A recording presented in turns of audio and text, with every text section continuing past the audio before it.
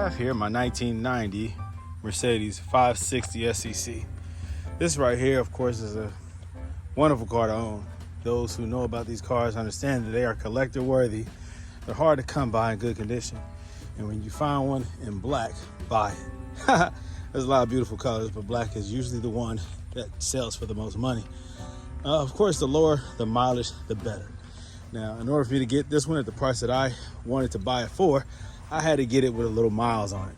It does have 200,000 miles on it. Now, you may say that's a lot, but it actually proves how good, how reliable, and how well built these vehicles were. The C126, which is the coupe version of the W126, are classic Mercedes that were built like tanks. They're heavy, they're strong. The quality is beyond the years of the vehicle. They built these, I think, late 79, something like that, through 91 was the last official year of this body style. So this is the year before the last one. Now this is US spec, although it has the Euro upgraded headlights. Also the clear marker lights, I guess is what you call them. The corner lights right there. Now, they're not absolutely clear, they're actually the smoked. I had a set of clear, but the clear actually is too clear. It's too white. It conflicts with the Euro headlights. The Euro headlights are not crystal white clear. They have a slight little hue to them that matches perfectly with the smoked. Also, the fog lights, now these are the original fog lights, but I upgraded the bulbs. So everything now is LED. The problem with the LED is that the system recognizes that there's not enough current draw. LEDs, light emitting diodes, do not draw a lot of current. That's why in your household, modern cars are using those, because they don't generate as much heat and it's low current and low current draw, right? It doesn't take as much voltage and current to operate them. And they look better. They're crystal clear, like a real pretty white, unlike the halogen standard yellow like bulbs, which suck. But that's what these cars come with, of course. They're made in the, these cars are made in the 80s, right? Late 70s and 80s and 90s. So everything was halogen. I don't like the yellow look. I didn't like it before all the newer cars went LED. I just never did. I always thought it looked kind of old. These cars are old, but I like a more modern look and feel about them. Now, these wheels, you might wonder, thank you very much, sir. Now, these wheels are 19 inches, believe it or not. 19 inches. They're 19 by 9, I think, all the way around. Now, you might say, why did you put such large wheels on this car? Well, it comes with, I think, like 17s or 16s or something like that. 15s. Depends on if you have the 500 SEC, 380 SEC, or the 560. And also matters the year, what options it came with. I don't like the little bitty wheels. I think they came with like 14s or something like that. I figured, well, it's my car and I'm going to modify it to make it the way I want to. 20s is too big. 18s are probably perfect. The largest that most people will ever go is probably like a 17 or an 18. Well, I thought I'd push the limit a little bit and go with a 19. Now, I still need to lower the front.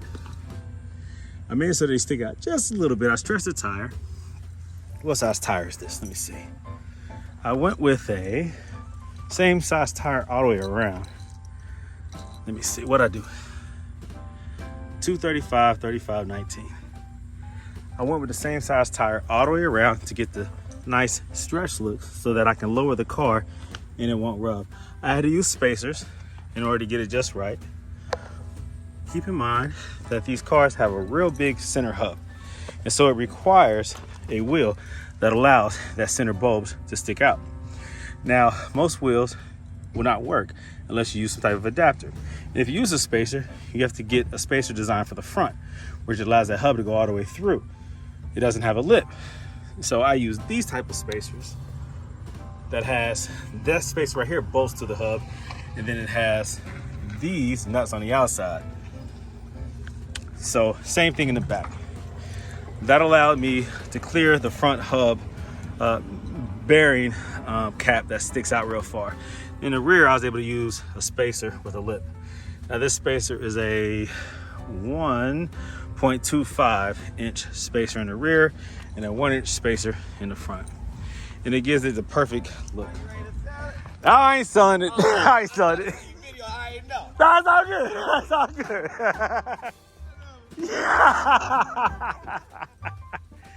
Oh man, these kind of cars just bring up conversation wherever you go. It doesn't matter if you're going to go get gas or whatever.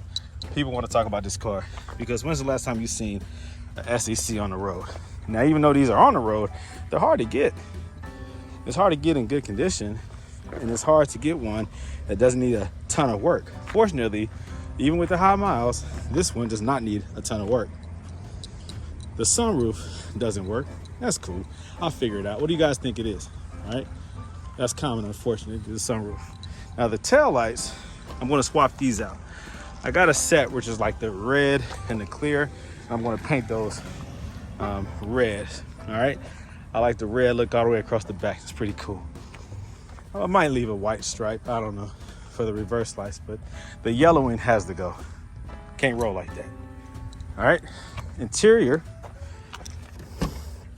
is the gray. Of course, I wish it was all black. I mean, who doesn't want black on black or the what's that called? Palomino, like a peanut butter. That's the other second most beautiful color. Now, some of these you find customized. This one is original. Headliner sagging a little bit right there. Like I said, the sunroof doesn't work. Has 226,000 miles. Already has an aftermarket radio in there. All right, and all that stuff works. All the windows roll down. I love it. Matter of fact, let me show you. Hold on.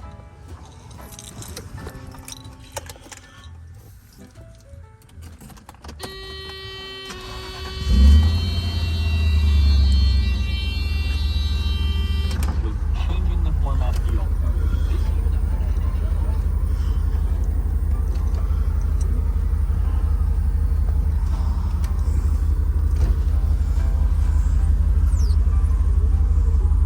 All right. Seatbelt extenders work, so that's a good thing. Watch.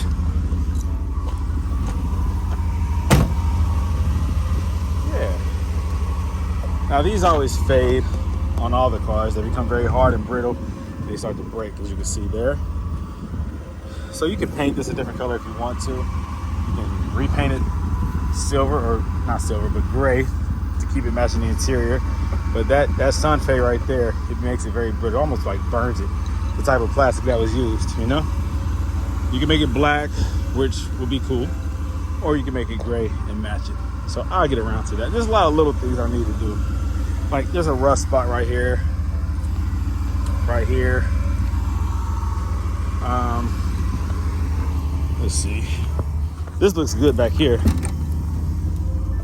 No rust back here. So that's good.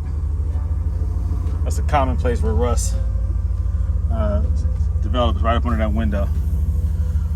But no rust there. Hey, oh, check this out. Look, this came out of my 85 500 SEC Euro spec. The radio, man, it's crazy, right? Still has the manual for the radio. That's dope. Even has the antenna, base, charging base right here. It goes in the trunk. Pretty dope. Pretty dope. But yeah, it's a good looking car, man. And of course with the 560 SEC, it has the pneumatic locks, meaning you put the key in there, turn it, all the locks go down, all the locks go up. Also the trunk lock is actuated too. So that's air control, so that works. Also it has the rear hydraulic suspension, right? So they only did it on the 560 SEC from what I understand. They didn't have it on the 500 SEC. It was all coils all the way around, spring coils, coilovers, whatever. But on this car, the 560, they put a hydraulic rear suspension. That says a lot. We're talking about in the late 80s, early 90s, hydraulic fluid suspension. Mercedes is always ahead of their time. So this is pretty cool. But yeah, pretty nice car, guys. What do you think? Oh, you want to see the headlights? I heard you say that. Hold on. It's going to be hard to see because it's the daytime.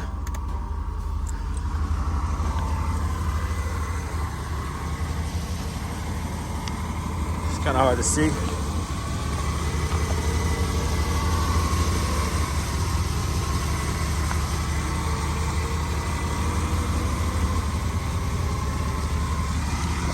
All right, now the fogs, because of the low current draw, I had to put resistors on the head, on the fog lights for them to work. The car wants to see voltage and current draw.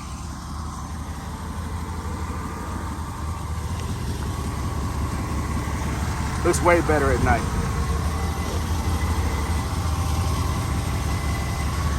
I even put it on the rear license plate. Much easier to see at night, of course.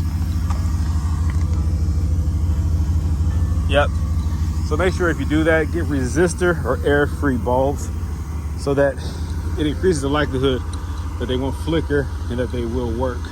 Otherwise, you got to add resistors. So that's it, guys. What do you think? What do you think?